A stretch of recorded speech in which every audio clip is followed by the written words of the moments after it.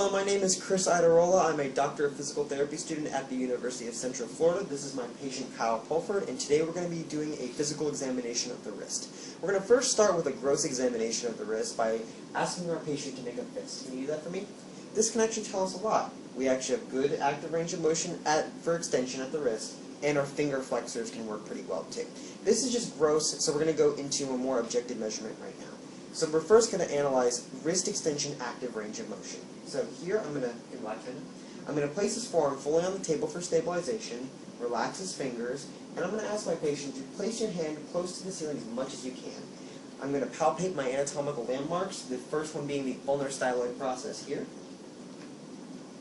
Okay, got my axis correct. I'm going to maintain my stationary arm parallel to the longitudinal axis of the ulna here. And I'm going to maintain my movable arm parallel to the fifth metacarpal. Okay, and I'm going to take my measurement. Okay, relax. He had a perfect 70 degrees. That is the normal range for wrist extension active range of motion. Now we're going to analyze flexion.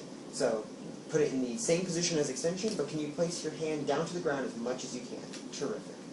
I'm going to use the same anatomical landmarks, the ulnar styloid, parallel to the ulna, parallel to the fifth metacarpal.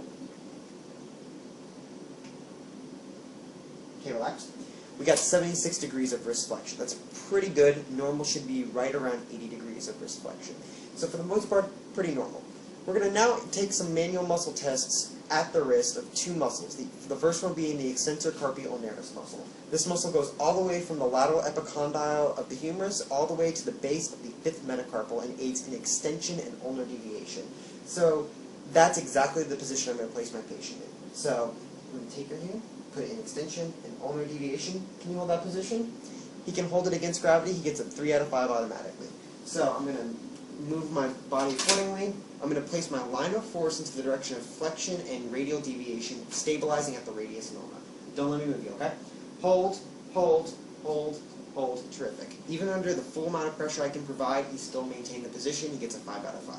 We're going to flip his arm over into full supination and analyze the flexor carpi radialis muscle.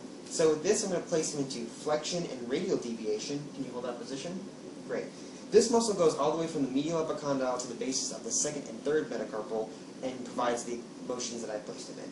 So with this, I'm going to place my line of force into extension and ulnar deviation, stabilizing at the radius and ulna. Don't let me move you, okay? Hold, hold, hold, hold.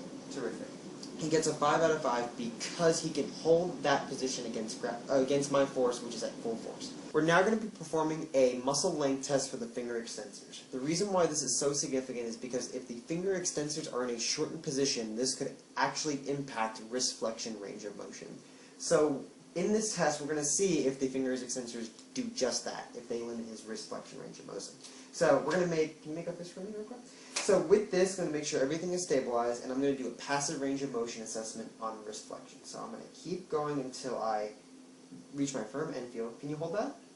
Can you hold that? Good.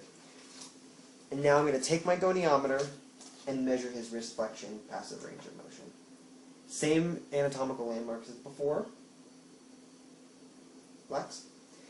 He got a 78 degrees passive range of motion.